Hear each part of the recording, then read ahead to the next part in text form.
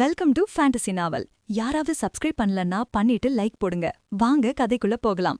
அத்தியாயம் 47. சிவநேசனின் அலறன் சத்தம் கேட்டு அங்கு தீரன் மற்றும் அனைவரும் ஓடினர். அப்பொழுது சிவநேசன் கழுத்து அறுக்கப்பட்ட நிலையில் தரையில் விழுந்து கிடந்தான். அவனது ரத்தம் அந்த இடம் முழுவதும் பரவ ஆரம்பித்திருந்தது. அப்பொழுது அவனது இரத்தத்தினால் தரையில் லீலாவதி என்ற பெயர் எழுதப்பட்டிருந்தது. யார் இந்த லீலாவதி? ஏன் இவ்வாறு எழுதியிருக்கிறது என தீரன் யோசிக்க ஆரம்பித்தான். அப்பொழுது அவன் சுற்றியிருந்த அனைத்து இடங்களையும் பார்த்து கொண்டிருந்தான். அங்கே ஒரு இடத்தில் மட்டும் யாரோ வந்து சென்றதற்கான தடங்கள் இருந்தன. அதன் பிறகு தன்னுடைய டிபார்ட்மெண்டிற்கு தெரிவித்து மோப்பனாய் மற்றும் ஃபாரன்சிக் ஆட்களை வரவழைத்தான் தீரன். ஃபாரன்சி ஆட்கள் வந்து சிவநேசன் இறந்து கிடந்த இடங்களை ஆராய ஆரம்பித்தனர் மற்றும் அங்கு கிடைத்த தடயங்கள் என ஒவ்வொன்றையும் ஆராய்ந்து எடுத்தனர். கைரேகை, சிவநேசனின் கணேசன் உடலில் ஏதாவது இருக்கிறதா என தேடி பார்த்தனர். பிறகு மோப்பனாய் வரவழைக்கப்பட்டு சிவநேசன் உடலையும் அதனை சுற்றியுள்ள இடங்களையும் மோப்பம் பிடித்தது. பிறகு அது கோவிலின் பின்புறம் யாரையோ துரத்தி கொண்டு சென்றது. சிறிது தூரம் சென்றதும் அந்த நாய் எந்த வழியாக செல்வது என தெரியாமல் அப்படியே தடுமாறி நின்றது. ஏனென்றால் அவனை கொலை செய்தவன் மோப்பனாயின் உதவியோடு போலீஸ் தன்னை நெருங்கிவிடக்கூடாது என்பதற்காக சென்டடித்து வைத்திருந்தான். அதன் காரணமாக நாயின் மோப்ப சக்தி செயல்படாமல் போனது. பிறகு சிவநேசனின் உடலை சற்று தொலைவிலிருந்து பார்த்து கொண்டிருந்தான் தீரன். அப்பொழுது சிவநேசனின் கைகளில் இரத்தக்கரை இருந்ததையும் அவன் அருகில் தன் கைகளாக எழுதி வைத்திருந்த லீலாவதி என்ற பெயரையும் பார்த்து கொண்டே இருந்தான். அதன் பிறகு இந்த லீலாவதி யார் என்பதை கண்டுபிடித்தால் நிச்சயம் கொலைகாரனை நெருங்கிவிடலாம். ஏனென்றால் சிவநேசன் சாகும் தருவாயில் லீலாவதி எனதான் எழுதி வைத்திருக்கிறான். அதனால் முதலில் அவளை கண்டுபிடித்தாக வேண்டும் என தீரன் நினைத்தான். பிறகு தீரன் ஊரிலுள்ள ஒவ்வொருவராக விசாரித்தான். ஆனால் யாருக்கும் லீலாவதி யார் என்று தெரியவில்லை. அப்பொழுது ஒருவன் சிவநேசனை பற்றி முழுமையாக தெரிந்த ஒரே ஒருவர் அவருடைய நண்பன் வாசுதேவன்தான். அதனால் லீலாவதி பற்றி நிச்சயம் வாசுதேவனுக்கு தெரிந்திருக்கும். அவனிடம் போய் கேளுங்கள் என கூறினார். அதன் காரணமாக வாசுதேவனை சந்திப்பதற்காக தீரன் கிளம்பினான். வாசுதேவன் தன்னுடைய நண்பனை இழந்த சோகத்திலும் வருத்தத்திலும் இருந்தாலும் அது மட்டுமில்லாமல் அவன் சிவநேசனின் வீட்டு கணக்கு வழக்குகளை பார்த்து கொண்டு அமர்ந்திருந்தான். தீரன் வந்திருப்பதை பார்த்த வாசுதேவன் அவனிடம் வந்து, உங்களுக்கு என்ன சால் வேணும் என கேட்க, எனக்கு ஒரு சில சந்தேகம் இருக்கு, அதை நீங்க மட்டும்தான் தீர்த்து வைக்க முடியும், அதை நீங்க என்கிட்ட சொல்லியே ஆகணும், அப்படி சொன்னாதான் என்னால உங்க ஃப்ரெண்ட கொன்னது யாருன்னு கண்டுபிடிக்க முடியும். உங்களுக்கு அப்படி என்ன சார் சந்தேகம்? இருந்தாலும் என்கிட்ட கேளுங்க, நான் அதை மறைக்காம உங்ககிட்ட சொல்றேன். புதுசா ஒன்னும் இல்ல, ஒரு சின்ன சந்தேகம்தான். அதாவது லீலாவதி யாரு? லீலாவதி, இந்த பேரை கேள்விப்பட்டு ஒரு சில வருஷமாச்சு. அதுக்கப்புறம் இப்பதான் கேள்விப்படுறேன். ஆனா இந்த பொண்ணு இருந்தே 2 வருஷம் ஆகுது. என்ன சொல்ற? லீலாவதி இருந்தே 2 வருஷம் ஆகுதா? ஆமா சார், லீலாவதி இறந்து 2 வருஷம் ஆகுது. அது ஒரு பெரிய கதை. பரவாயில்ல, எவ்ளோ பெரிய கதையா இருந்தாலும் அதை என்கிட்ட சொல்லுங்க. அது தெரிஞ்சாதான் என்னால யாரு குற்றவாளின்னு கண்டுபிடிக்க முடியும். 2 வருஷத்துக்கு முன்னாடி அந்த பொண்ணு லீலாவதி தான் சிவநேசனுக்கு திருமணம் செய்து வைக்க வேண்டியதா இருந்தது. ஆனா ஊர்ல நடந்த ஒரு சின்ன கலவரத்தில் அந்த பெண்ணையும் அவங்க குடும்பத்தையும் உயிரோட எரிச்சிட்டாங்க. அதுக்கப்புறம் அந்த பேரை நான் இப்பதான் கேள்விப்படுகிறேன். என்ன சொல்றீங்க? உயிரோட எரிச்சிட்டாங்களா?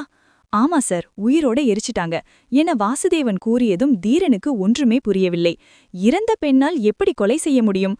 ஒருவேளை வேறு யாராவது கொன்றுவிட்டு இந்த பெண்ணின் மீது பழியை போடுகிறார்களோ? ஏனென்றால் சிவநேசன் ஊரில் பெரும் பணக்காரன். எனவே அவனுக்கு எதிரிகள் அதிகமாக இருக்கின்றனர். எனவே யாராவது இதை செய்திருக்க வாய்ப்பிருக்கிறது என தீரன் யோசிக்க ஆரம்பித்தான். பிறகு தீரன் ஊரிலுள்ள அனைவரிடமும் விசாரிக்க ஆரம்பித்தான். ஒருவரை கூட விடாமல் சிவநேசனிடம் கடனாக பணம் வாங்கியவர்கள், அவனுடன் தொழில் புரிபவர்கள் என அனைவரிடமும் தன்னுடைய விசாரணையை தொடர்ந்தான். ஆனால் அதில் எந்த ஒரு முன்னேற்றமும் இல்லாமல் இருந்தது. தன்னை சுற்றி தொடர்ந்து பல மர்மங்கள் நடப்பதை நினைத்து தீரன் ஒன்றும் புரியாமல் நினைத்து தவித்துக் கொண்டிருந்தான். சில நாட்களுக்கு முன்புதான் தன்னுடைய பக்கத்து வீடான ரஞ்சிதாவின் வீட்டில் கொலை முயற்சி நடந்தது. தற்பொழுது ஊரிலுள்ள பெரும் பணக்காரர் ஒருவர் கொலை செய்யப்பட்டிருக்கிறார் என யோசித்துக் கொண்டிருந்தான்.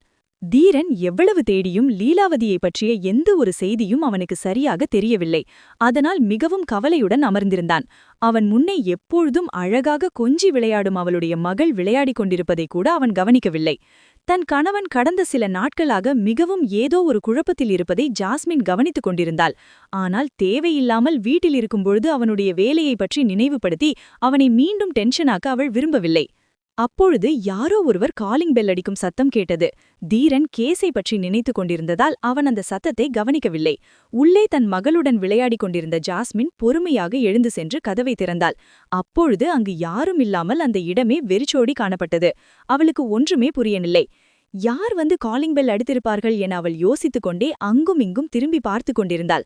அப்பொழுது வாசலில் ஏதோ ஒரு கொரியர் கவர் கிடந்தது. அதை பார்க்கும்பொழுதுதான் அது ஏதோ ஒரு பார்சல் போல தெரிந்தது. இந்த நேரத்தில் யார் வந்து இந்த பார்சலை இங்கு வைத்து சென்றிருப்பது என தெரியாமல் அதை கையில் எடுத்தாள் ஜாஸ்மின். பிறகு அதை கவனிக்கும் பொழுதுதான் தெரிந்தது அதில் தீரனின் பெயர் எழுதப்பட்டிருந்தது. உடனே அவள் தீரனிடம் கொண்டு சென்று கொடுத்தாள். தீரனுக்கு ஒன்றுமே புரியவில்லை.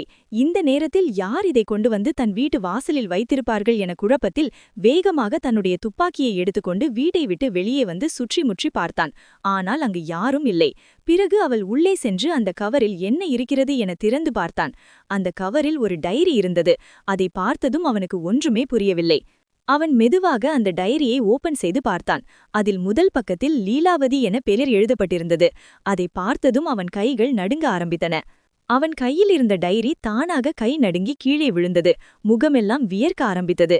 தன் கணவன் திடீரென முகம் மாறுவதை பார்த்த ஜாஸ்மின் வேகமாக அவனது அருகில் வந்து, என்னங்க, என்ன ஆச்சு உங்களுக்கு? எதனால இப்படி இருக்கீங்க? ஏதாவது பிரச்சனையா என கேட்க ஆரம்பித்தாள். அதற்கு அவன் ஒன்றுமில்லை என்பது போல தலையை ஆட்டிவிட்டு அந்த டைரியை படிக்கத் தொடங்கினான். அதில் 2ஆம் பக்கத்தில், சிவனேசனை கொன்றது நான்தான். அதுமட்டுமில்லாமல் சித்தார்த்தை கொலை செய்ய ஆள் அனுப்பியது சிவனேசனும் அவனுடைய மாமாவும் தான். சிவனேசன் எனக்கும் என் குடும்பத்திற்கும் செய்யக்கூடாத ஒரு பாவத்தை செய்திருக்கிறான். அதனால் நான் அவனை கொன்றுவிட்டேன். இப்படிக்கு லீலாவதி என எழுதப்பட்டிருந்தது. அந்த டைரியை பார்த்ததும் லீலாவதியின் தைரியத்தைக் கண்டு ஒரு நிமிடம் தீரன் சிலிர்த்து போனான். ஏனென்றால் கொலையையும் செய்துவிட்டு அதை தெளிவாக எழுதி தனக்கு அனுப்பியிருக்கிறாள் என்றால் ஏதாவது எந்த அளவிற்கு துணிச்சல் இருக்க வேண்டும் என நினைத்தான் தீரன். அதன் பிறகு பொறுமையாக அந்த டைரியை படிக்க ஆரம்பித்தான். அதில் லீலாவதி தான் யார் என்பதை பற்றியும் தனக்கு என்ன நேர்ந்தது என்பதை பற்றியும் தெளிவாக எழுதியிருந்தாள். எனவே அந்த டைரியை நாம் முழுமையாக படித்தால் மட்டுமே உண்மையை தெரிந்து கொள்ள முடியும் என நினைத்த தீரன் படிக்க ஆரம்பித்தான். அவன் படிக்க படிக்க அவள் கூறிய நிகழ்வுகளுக்குள் மூழ்க ஆரம்பித்தான். லீலாவதி அப்பா விவசாயி. அவர் தன்னுடைய வயலில் நெல் மற்றும் கரும்பு இரண்டையும் பயிர் செய்து கொண்டிருந்தார். கரும்பிற்கு அதிகம் தண்ணீர் தேவைப்படாது. ஆனால் நெல் பயிர் செய்ய தண்ணீர் தேவைப்படும்.